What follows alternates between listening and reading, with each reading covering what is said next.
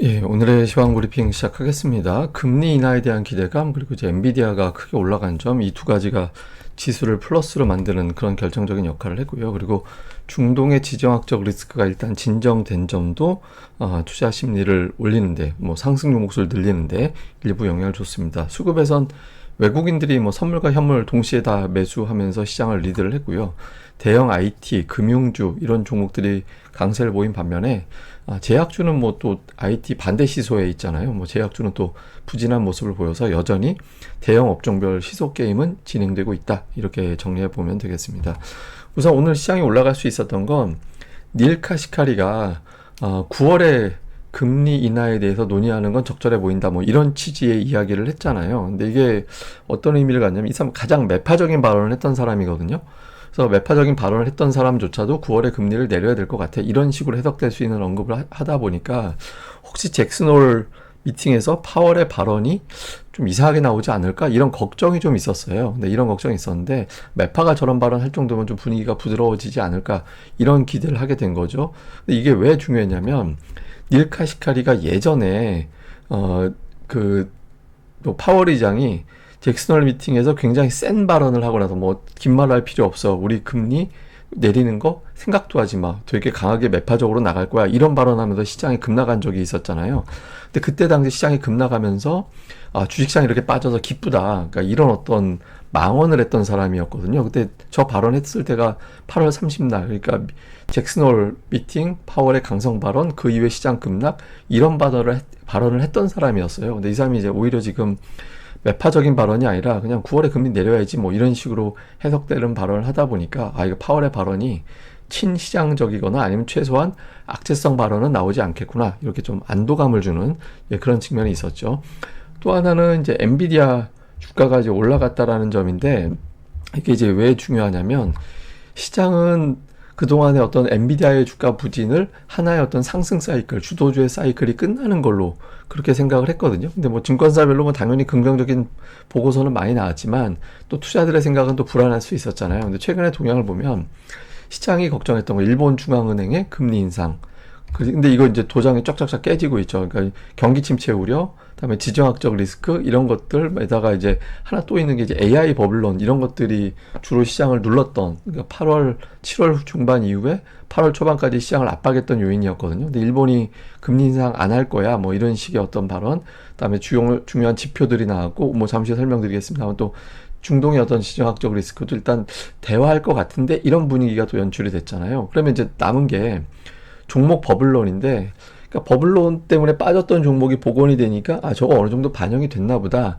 그러면 우리 증시에서 관련된 종목군들 시가총액이 큰데 그런 종목들이 올라갈 수 있겠구나. 또 이런 기대감이 생긴 거죠. 근데 이게 사실 정확하게 보면 호재가 아니라 악재가 도장 깨기 된 거라서 이게 결정적으로 전고점을 넘기고 이제 그런 상황은 아닌데 어느 정도 빠져 있는 상태에서 고점까지는 아직 멀었잖아요. 그러니까 어느 정도 복원되는 거는 타당해 보인다. 이렇게 돼서 이제 엔비디아하고 연결고리가 있는 종목군들이 올라가면서 오늘 지수를 또 상승 종목을 키우는 그런 역할을 했습니다. 그리고 앞서 말씀드렸던 지정학 리스크 같은 경우는 지금 이스라엘이 미국에서 제안한 휴전 중재안에 대해서 지지한다. 그렇게 할 것 같이 이야기를 했잖아요. 근데 물론 이란도 있고 주변에 있던 여러 중동 국가들이 엮여 있는 상태라서 이게 받아들여질지는 알 수는 없는데 일단 투자들 입장에서는 이게 혹시 중동 지역에 불안을 조성을 해서 국제 여건을 급등시키지 않을까, 또 물동량의 어떤 물류 이동을 막지 않을까 이런 걱정들이 좀 있었는데 일단 확대가 되는 것 같지 않다. 이게 우리가 1, 2주 전까지만 해도 이란이 24시간 이내에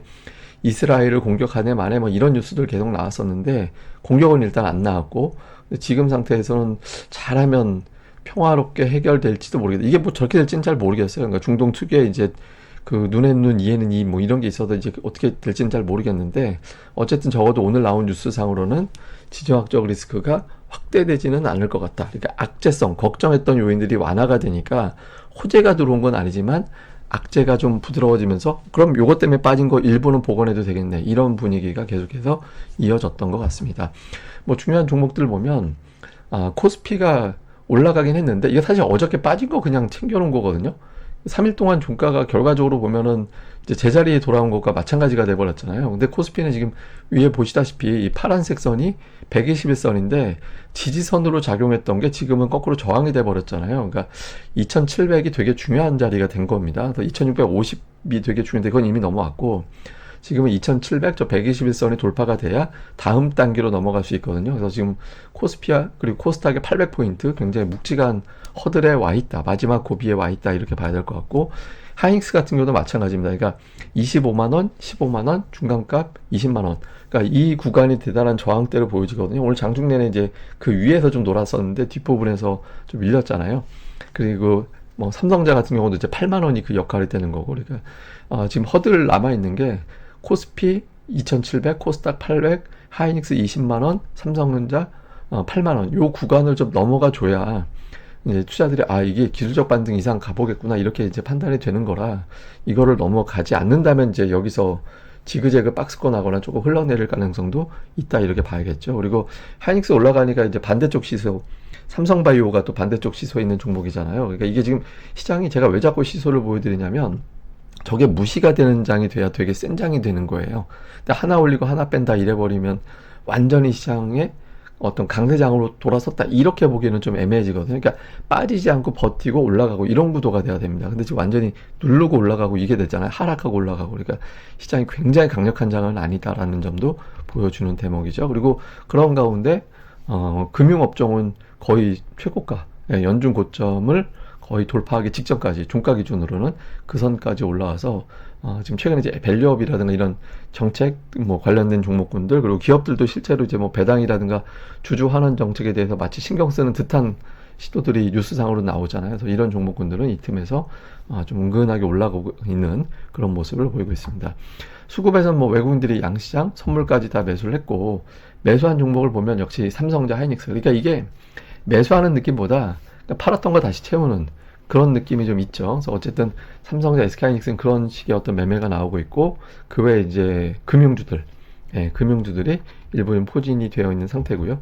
기관 투자들은 금융주들 이게 업종별 특징이 있는 것 같지는 않아요. 뭐 금융, 조선 뭐 이런 것들이 있긴 한데 뭐 뚜렷하게 어떤 업종을 싹 담았다 이런 느낌까지는 아닙니다. 그래서 어쨌든 뭐 오늘 순매수 규모도 크지 않았고 그래서 기관들은 좀 골라 담는 느낌이 강했고 코스닥 쪽도 외국인들 같은 경우는 뭐 뚜렷하게 무슨 업종을 샀다 이런 모습은 아니거든요. 그냥 골라 담았네. 뭐 이 정도의 어떤 흐름으로 보여지고요. 기관 투자들 같은 경우는 그 제약바이오 계열로 분류할 수 있는 종목군들이 조금 많이 포진이 되어 있는 편입니다. 그 다음에 이제 피팅 관련 종목들이 좀 강했는데 그런 종목들이 피팅이라는 게 조선 부품 또 플랜트 쪽에서 어떤 부품 관 이음새 뭐 이런 거 만드는 업체를 피팅이라고 하거든요.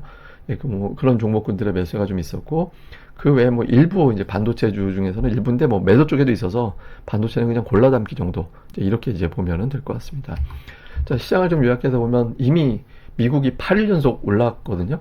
그러니까 연속적으로 올라가서 어지간한 호재 가지고는 계속 쭉쭉 밀고 올라가기에는 좀 부담이 있을 수도 있어요. 그래서 이제부터는 이제 미국은 뭐냐면 대형주 개인기 장세, 개인기 장세로 봐야 되기 때문에 이제 대형주 중에서 몇 개 정도가 좀 확 그냥 끌어올리는 그런 시도가 나오는지, 그 다음에 특히 시가총액 2위까지 올라온 엔비디아가 130달러. 그러니까 이게 이제 여기서 안착이 될까? 시가총액 2위와 안착까지 가능할까? 이게 흔들리면 이제 다른 예를 들어서 뭐 애플이 됐든 마이크로소프트가 됐든 뭐가 또 대신해주는 종목이 나와야 되거든요. 그래서 요 이제 대형주 중에서 어떤 구도 볼 필요가 있고, 우리나라에서는 이제 앞서 말씀드린 대로 삼성전자 8만원, 하이닉스 20만원이 저항이 아니라 지지선으로 바뀌어줘야지, 그렇게 되지 않는다면 지금 구간에서 최선이 그냥 박스권이 될 가능성이 있죠. 이미 올라온 상태니까. 그러면 뭐 잭슨홀 미팅, 다음 주 엔비디아 실적까지는 방향이 안 나올 거야, 이렇게 전망될 수도 있거든요. 그래서 이 구도가 나오게 되는지를 봐야 될 것 같습니다. 오늘 뭐 제약은 빠지고 이제 금융은 올라가고 시장에서 계속 좀 엇갈리는 시소 게임 이런 형태가 좀 이어지는 그런 모습인 것 같습니다. 근데 이제 앞서 말씀드린 대로 이제 미국이 8일 연속은 이렇게 있는데 9일 연속 상승한 게 마지막이 92년도예요. 그러니까 8일 연속은 돌아 있는데 9일 연속 올라간 사례가 나스닥 같은 경우는 정말 안 나오는 그런 희귀한 경우라고 볼 수 있거든요. 근데 우리나라 같은 경우는 연속 상승이 끝나면 증시가 별로 안 좋은 경향이 있어요. 막 한 8일, 10일 이렇게 올라갔다가 딱 끊어지면 증시가 조금 고전하는 그런 경향이 있거든요. 근데 이제 미국 같은 경우를 보면 약간 한 일주일 정도는 고전하는데 뭐 다시 올라가기도 하고 뭐 이런 형태라서 이제 뭐 이번 어떤 멈춘다고 해서 뭐 무조건 빠진다 이렇게 단정하기는 좀 어려울 것 같습니다. 예를 들어서 뭐 이때라든가 2023년도, 뭐 2021년도, 뭐 2017년도 이렇게 보면 이때 8일 연속 올라갔다가 눌렀다가 다시 결국에는 올라가서 이전 고점 넘어갔고, 이때도 올라갔다 끝 깨졌다가 다시 갭으로 떠가지고 올라가고, 요때 연속으로 올라갔다가 한 달 정도 재미없다가 다시 올라가서 치고 나가고, 하여튼 이런 식으로 움직임이 나왔던 사례가 있긴 있었거든요. 그래서 지금 뭐 미국은 뭐 연속 상승 끝난다고 해서 이제 그냥 뭐 지루함이 나올 거냐 뭐 그런 거지, 뭐 우리나라 연속 상승 끝나면 좀 고전하는 경향이 있어서 우리나라 같지는 않다, 뭐 이렇게 봐야 되는데, 뭐 이게 또 뭐 나쁜 쪽으로 도장 깨기가 될 수도 있으니까 뭐 재료들은 계속 체크를 해봐야 될 것 같습니다. 그리고 이제 아침에 개인 투자자들이 시장을 주도한 적이 있나 뭐 그런 이제 좀 질문 비슷한 거 주신 분 있는데 있었어요. 그러니까 2020년도 3월 코로나 폭락할 때 그때 예탁금이 42조 원에서 순식간에 60조 원을 넘어가면서 고객 예탁금이 50%나 폭증을 했고, 그때 2차 전지주가 어마어마하게 급등을 하고 그 외에 이제 종목군들이 막 올라가는 그런 장이 만들어졌잖아요. 그래서 외국인과 기관이 매도해도 그때 지수가 올라가고 막 대형주들이 막 쭉쭉 밀고 올라가고 그런 장이 만들어졌었거든요. 그래서 예탁금만 붙어주면 개인이 어느 정도 코스닥의 종목 장세는 할 수는 있는데, 지금은 이제 예탁금이 안 붙어져가지고 종목 주도권은 뭐 여전히 외국인 기관 쪽에 있다라고 보고 그쪽에 맞게 대응을 해야 될 것 같습니다.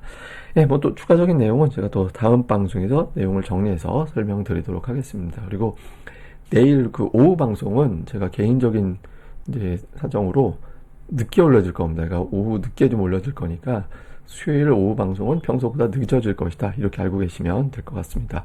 예, 저는 또 다음에 뵙겠습니다. 이 방송 다른 거 몰라도 보신 김에 좀 구독하기 꼭 좀 부탁을 드리겠습니다. 좋아요까지 부탁드립니다. 감사합니다.